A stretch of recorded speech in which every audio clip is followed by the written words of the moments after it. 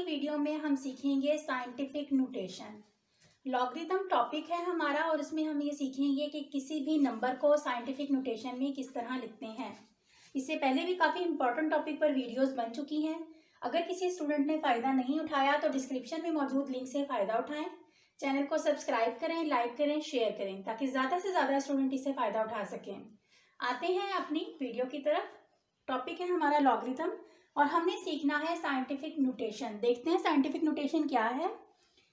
It is too difficult to write extremely large और extremely small numbers in their standard form.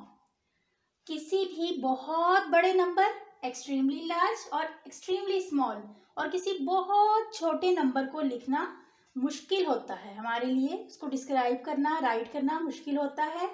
While solving mathematically questions को solve करते हुए हमें इस सूरत हाल का सामना होता है।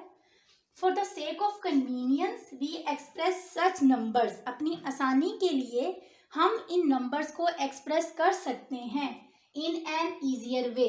निस्बतन एक आसान तरीके से हम इनको एक्सप्रेस कर सकते हैं। क्या होता है इस मेथड में? In this method the given number A, हम लेट कर लेते हैं कि कोई नंबर ए है जो बहुत बड़ा है या बहुत छोटा है। ठीक है, तो इस मेथड में हम उसको किस तरह लिखते हैं? Written as a product of two numbers. For example, हम इस ए नंबर को दो नंबर्स की प्रोडक्ट में लिख लेते हैं। किस तरह?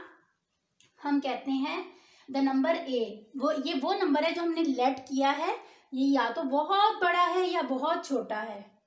हम कहते हैं a is equal to product of b and 10 raise to power n। हम इस नंबर को दो नंबर्स की प्रोडक्ट में लिख लेते हैं वेयर b। अब हमें देखना है कि b क्या है। b इस तरह का नंबर होगा, ये वाली सिचुएशन आपके सामने लिखी हुई है। b ऐसा नंबर है जो 1 से लेकर लेस देन 10 यानी कि 9 तक का कोई नंबर हो सकता है। इसकी रेंज है 1, less than is equal to b।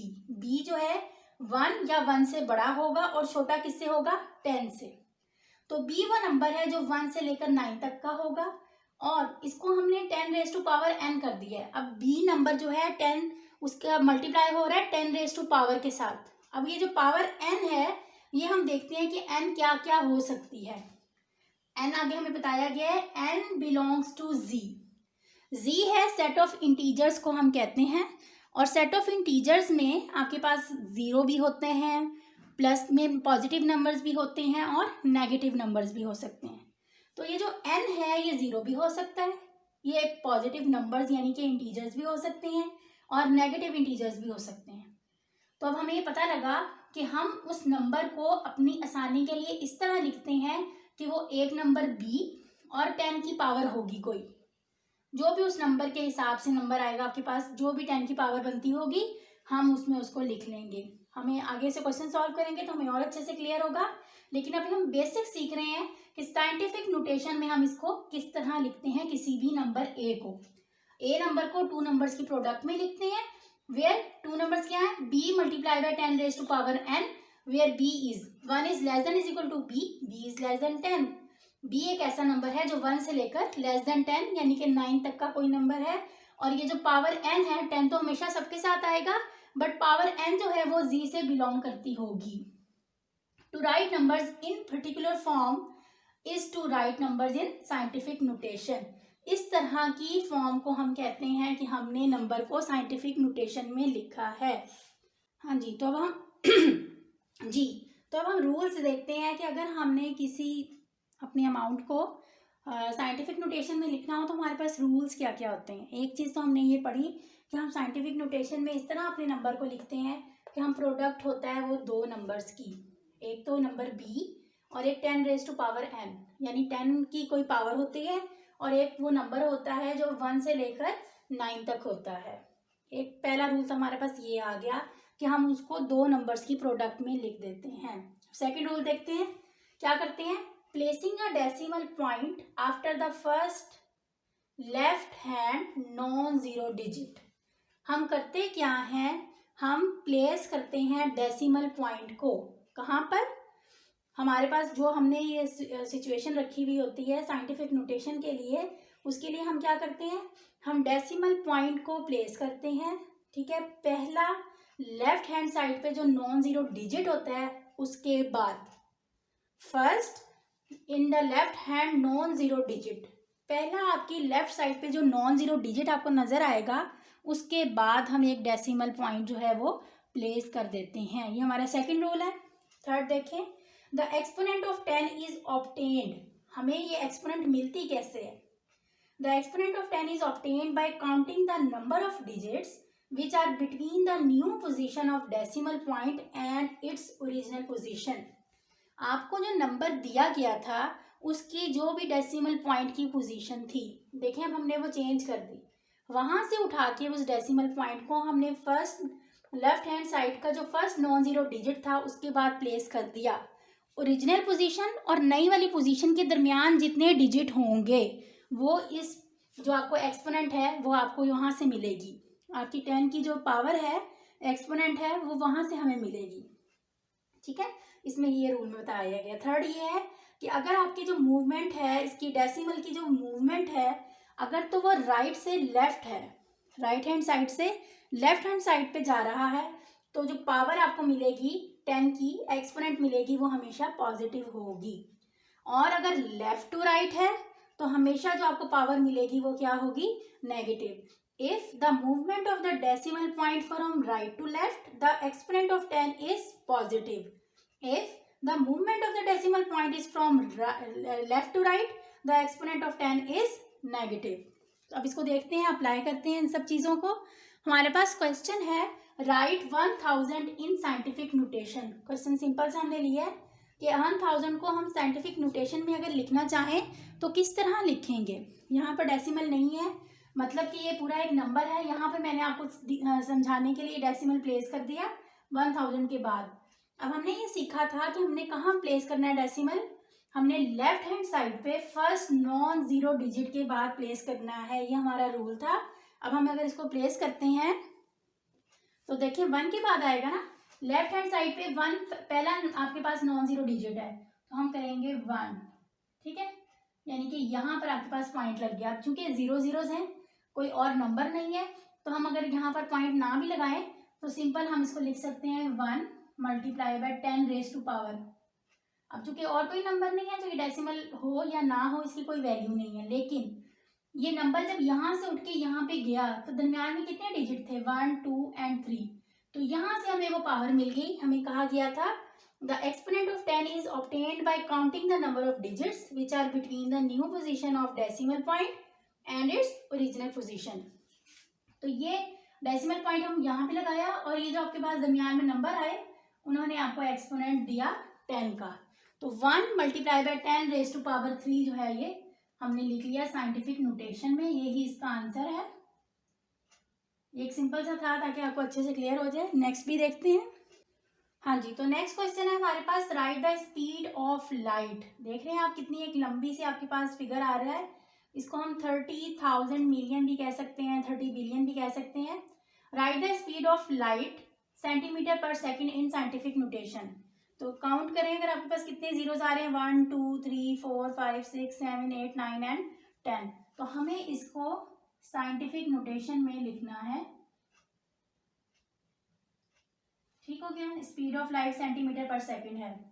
हमने ये कहा था कि एक अगर आपके पास कंप्लीट फिगर है इट मीन्स कि इसके एंड पे डेसिमल है, तो डेसिमल अपनी यहाँ से उठा के कहाँ लेकर जाना होता है, first left hand non zero digit के बाद, जो आपका लेफ्ट हैंड साइड पे पहला नॉन जीरो डिजिट है उसके बाद हम प्लेस करते हैं। अगर आपको दिखाने के लिए यहाँ प्लेस करूँ तो आपके पास अब देखें इसको हमने 10 रेज टू पावर में भी लिखना है, 1 2 3 4 5 6 7 8 9 एंड 10, तो 10 की जो पावर है वो 10 हो गई। अच्छा, हमने ये भी मैंने क्वेश्चन बताया था आपको कि चूंकि हम राइट से लेफ्ट में गए हैं तो पॉजिटिव होगा। If the movement of the decimal point from right to left the exponent of 10 is positive. एक तो ये काउंट करके नंबर लिख लिए और ये पॉजिटिव है, और इसलिए ये भी पॉजिटिव था क्योंकि ये राइट से लेफ्ट में गया था, तो यहाँ पर इसलिए ये दोनों पॉजिटिव थे। और उनकी काउंटिंग भी आपने देख ली कि original position of decimal and the new position of decimal के दरमियान में जितने भी आपके पास डिजिट्स आते हैं वो आपकी 10 की पावर होती है। यहाँ पर था अब आपके पास डेसिमल, ठीक है। यहाँ से उठा के जब आप इसको इधर लेकर गए तो दरमियान में जितने भी नंबर्स थे वो सारे आपके 10 की पावर थी। तो चूंकि और कोई आपके पास नॉन जीरो डिजिट नहीं है तो हम इसको 3 भी लिख सकते हैं, simple 3 multiply by 10 raise to power 10। हाँ जी, नेक्स्ट क्वेश्चन है हमारे पास राइट, आपके पास है 5373.458 इन साइंटिफिक नोटेशन। आपको इस नंबर को साइंटिफिक नोटेशन में लिखना है। हम इसको लिखते हैं पहले 573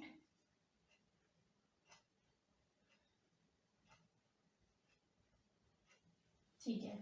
हम अपने यहाँ पर रूल्स हमने देखे थे, हमें प्लेस करना है डेसिमल लेफ्ट हैंड साइड के फर्स्ट नॉन जीरो डिजिट के बाद इंटीजर के बाद। तो देखिए 5 है, हम यहाँ पर प्लेस कर देते हैं पॉइंट 5373458 मल्टीप्लाई बाय 10। अब हमने ये कहा था कि 10 की पावर हमें ये पोजीशन देती है डेसिमल की ओरिजिनल पोजीशन, और न्यू पोजीशन के दरमियान में जो डिजिट आते हैं आपके पास हम वो एक्सपोनेंट लिख लेते हैं अपनी 10 की। तो देखिए ओरिजिनल पोजीशन ये थी, न्यू पोजीशन आई है 5 के बाद, तो ओरिजिनल और न्यू पोजीशन में काउंट करें कितने डिजिट आए, 1 2 एंड 3, तो वही आपके 10 की पावर होगी। हम लिखेंगे 10 रेज़ टू पावर 3। और हमने पॉजिटिव क्यों लिखा 3, नेगेटिव क्यों नहीं लिखा? हमने पढ़ा था if the movement of the decimal point from right to left the exponent of 10 is positive. Right से लेफ्ट में गया आपके पास, यहाँ से जब इस हाथ से उठ के जाएगा तो हमेशा आपकी 10 की पावर पॉजिटिव होगी। हाँ जी, नेक्स्ट क्वेश्चन है आपके पास 0.00000128 इन साइंटिफिक नोटेशन। आपको इस नंबर को साइंटिफिक नोटेशन में लिखना है। हाँ जी, देखें 1 2 3 4 0 है और 128 है। हमने क्या करना था, फर्स्ट रूल अप्लाई करते हैं।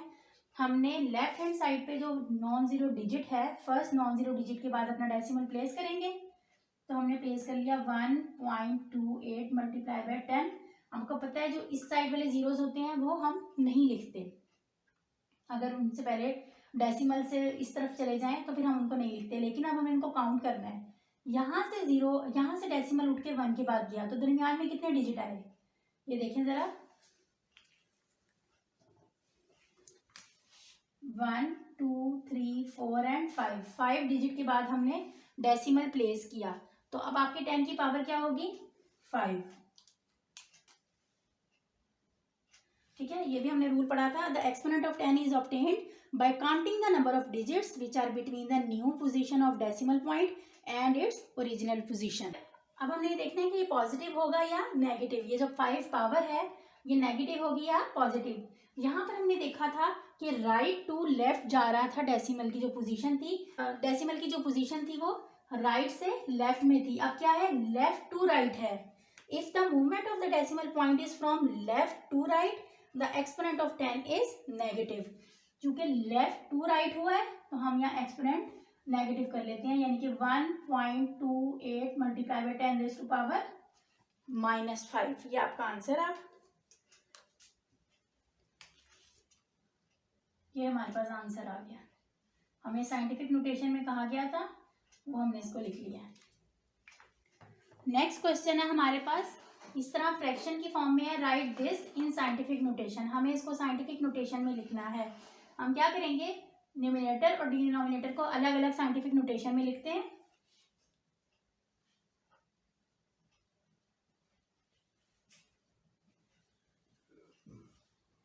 अच्छा जी, अब यहाँ पर आपने डेसिमल आपका यहाँ पर है, यहाँ से उठा के आप लेफ्ट हैंड साइड पे फर्स्ट नॉन जीरो जो आपके पास डिजिट है वहां प्लेस करेंगे तो आपके पास आएगा 2.75 multiply by 10 raise to power. अब यहाँ से जो डेसिमल यहाँ पे गया, इनके अंदर आपने बिटवीन इन दीज आपने डिजिट काउंट करने हैं, 1 2 3 4 एंड 5। देखिए 1 2 3 4 एंड 5 डिजिट्स आए।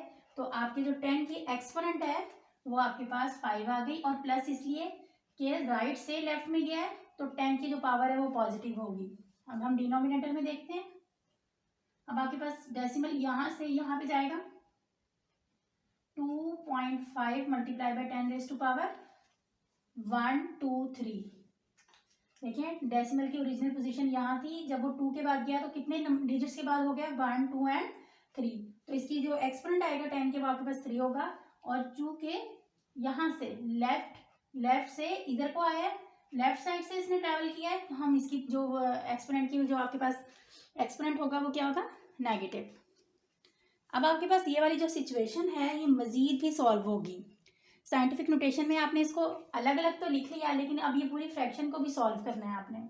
और वो इसलिए सॉल्व करना है कि हमने साइंटिफिक नोटेशन में जो पढ़ा था कि हम किस तरह लिखते हैं, हम 2 नंबर्स की प्रोडक्ट में लिखते हैं। अब ये 2 नंबर्स तो नहीं है, ये तो ज़्यादा नंबर्स बन रहे हैं, तो हम इनको पहले सॉल्व करके इस तरह की सिचुएशन में लेकर आएंगे, तो ये हमारा साइंटिफिक नोटेशन में होगा। देखिए हम क्या करते हैं, हम इन दोनों को भी सॉल्व कर लेते हैं और 10 रेज़ टू पावर को भी। 2.75 को अगर डिवाइड करें 2.5 तो क्या होगा, और ये 5 है और ये -3 जब ऊपर गया तो प्लस हो गया। इसको आप डिवाइड करेंगे तो आपके पास आएगा 1.1 multiply by 10 raise to power 8। तो ये अब आपके पास 2 नंबर की प्रोडक्ट में आपका आंसर आ गया, b multiply by 10 raise to power n, यानी कि कोई भी पावर है इसकी, और ये जो आपके पास नंबर आ रहा है ये b multiply by 10 raise to power n की पोजीशन में आ गया। इट मीन्स कि हमने इसको साइंटिफिक नोटेशन में लिख लिया है। स्टूडेंट ये तो थी आज की वीडियो। अगर आपको कोई भी बात इसमें क्लियर ना हुई हो तो आप कमेंट्स में पूछ सकते हैं, आपको उसका आंसर मिलेगा। चैनल को सब्सक्राइब करें, लाइक करें, शेयर करें, ताकि ज़्यादा से ज़्यादा स्टूडेंट इससे फ़ायदा उठा सकें।